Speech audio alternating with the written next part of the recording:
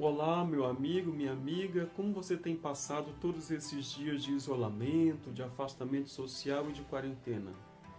O que tem te ajudado a superar esses momentos de solidão? Como anda sua vida espiritual? O que tem te alimentado espiritualmente nesse período? De fato, a partir da quarentena decretada em vários estados do nosso país, surgiram muitas ofertas de conteúdos espirituais. Dentre esses conteúdos estão as missas transmitidas ao vivo pelas redes sociais. Essas missas suprem de maneira transitória nossa participação, que se dá apenas por dois sentidos, o da visão e o da audição. Mas não é a mesma coisa como se estivéssemos em nossas comunidades, participando ativamente dos ritos como assembleia celebrante. Até o Papa Francisco reconhece que se trata de um momento transitório que estamos passando. Esse momento vai passar, isso vai passar, e voltaremos a celebrar juntos em comunidade, com certeza. Mas há um elemento interessante nessa condição de convivência em casa, de isolamento, que ainda nós não tínhamos percebido, não tínhamos notado, apesar de sempre repetirmos continuamente que a nossa casa também é uma igreja. Vocês se lembram disso? Pois é, mas quando chegamos na prática mesmo, nós perdemos essa noção e de fato não conseguimos superar a ideia de que nós conseguimos fazer de nossa casa uma pequena igreja, uma pequena comunidade de fé. Então, o momento é esse. É por isso que pensamos em algo que pudesse suprir temporariamente esse momento em que estamos passando. Mas, antes de tudo, deixa eu me apresentar. Eu sou o Euri Ferreira, eu sou aquele que envia todas as tardes para você a oração da tarde, o ofício divino. Pois bem, agora que você já me conhece, podemos falar mais um pouco sobre o ofício divino?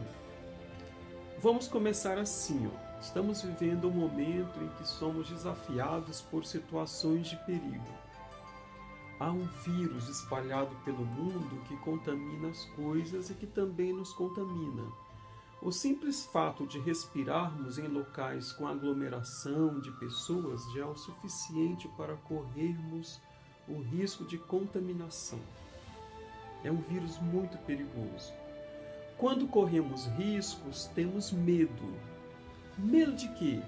Medo da morte, medo de morrermos contaminados por esse vírus que, como sabemos, ele é fatal, ele mata. O remédio que ainda não descobrimos, ou a vacina que também não, é ficarmos em medida de isolamento, ficarmos em casa sem poder sair, a não ser para as tarefas necessárias, como ir ao supermercado ou à farmácia, por exemplo. Agora, o que fazemos diante do medo? Você já parou para pensar nisso? O medo nos apavora, pois o perigo iminente da morte nos cerca. Ela está à nossa volta. Mas na história da humanidade sempre foi assim?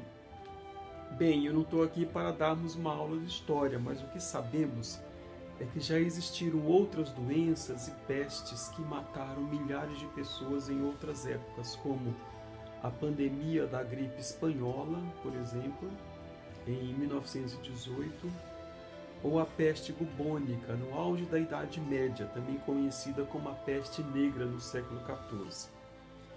Se formos ler a Bíblia, ela relata também ataques de pragas, como as 10 pragas do Egito na história da libertação do povo hebreu. Dentre algumas situações de sofrimento do povo que escreveu a Bíblia, estão a fome e a peste. O Salmo 91 deixa bem claro isso. É a situação do salmista que clama a Deus num contexto premonitório do que pode acontecer com ele, né? E ele pede para que Deus o livre do terror, da fome, da peste e da epidemia. E hoje, como fazemos nós para, em meio a tudo isso, enfrentarmos esse momento de fragilidade com serenidade, sobretudo obedecendo a rigor aquilo que é orientado pelas autoridades da saúde e pelos governos locais? Será se temos serenidade o suficiente para aguentarmos tudo isso? Com que forças? Bem, quanto a isso, não temos as respostas certas, mas o que podemos fazer em meio a tudo isso é buscar um equilíbrio espiritual, isto é, a oração. A concentração do pensamento em Deus pode ser uma dessas propostas para centrarmos a nossa fé e mantermos a serenidade enquanto passamos esse período de medo e de incertezas. O amanhã só Deus sabe. E o hoje? Como viver diante de tudo isso? Podemos manter a firme esperança de que Deus está com a gente, ou seja, Deus sofre com a gente as mesmas dores e está junto de nós. Bem, mas toda essa introdução que situamos os fatos de hoje com fatos históricos entrelaçados com o nosso comportamento espiritual e social é apenas para tentar justificar o que já conhecemos pela tradição cristã. A igreja começou nas casas, isso mesmo, no cristianismo primitivo, as orações eram feitas nas casas.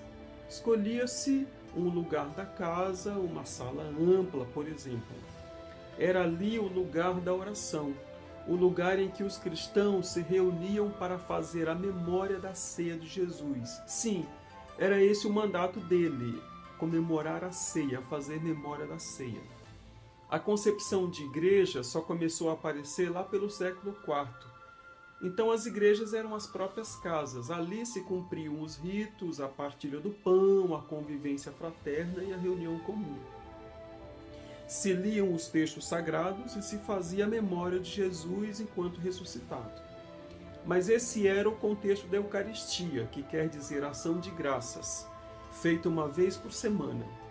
E nos outros dias da semana os cristãos não rezavam, não se encontravam, não faziam suas orações? Sim, sabemos que recebemos como herança a antiga tradição judaica de se rezar em diversos momentos do dia.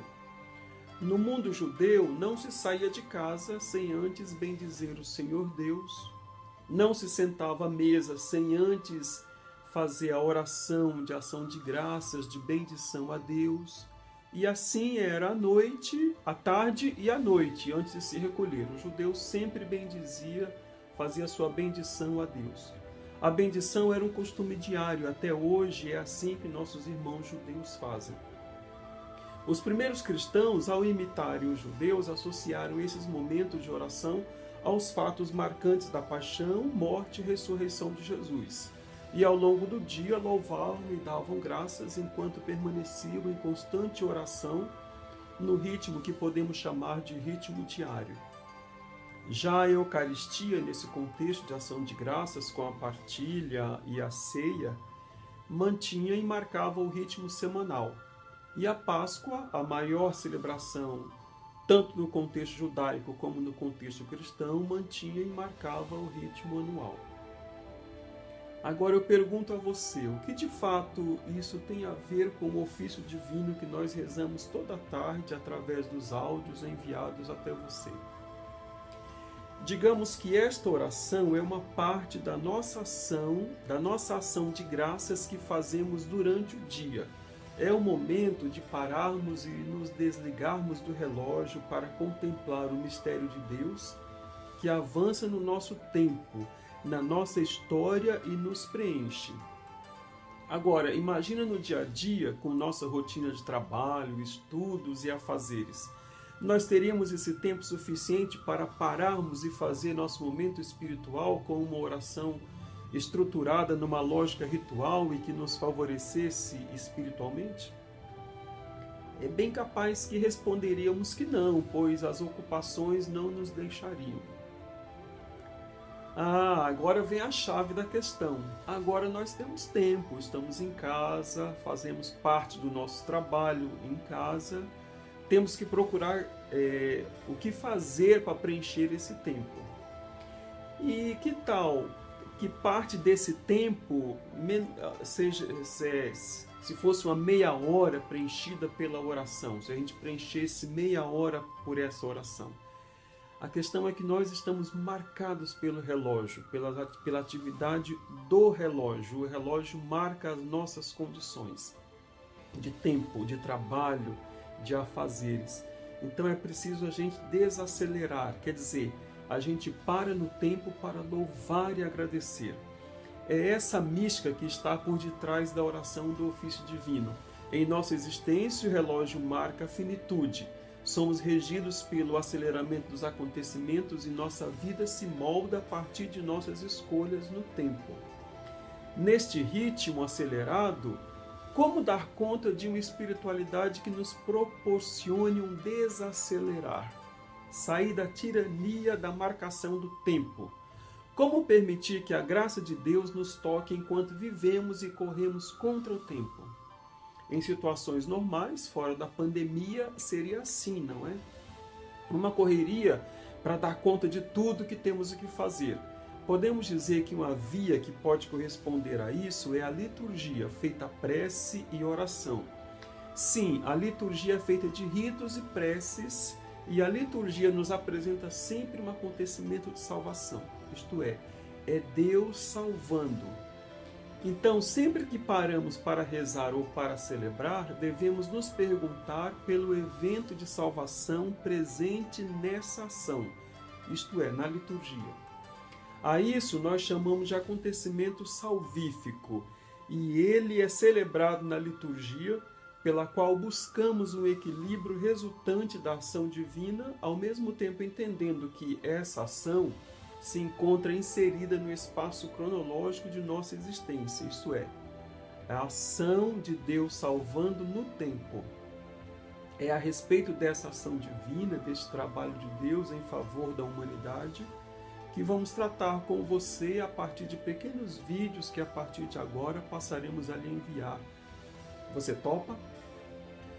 A ideia é lhe proporcionar uma pequena formação explicando os elementos do ofício divino, parte por parte.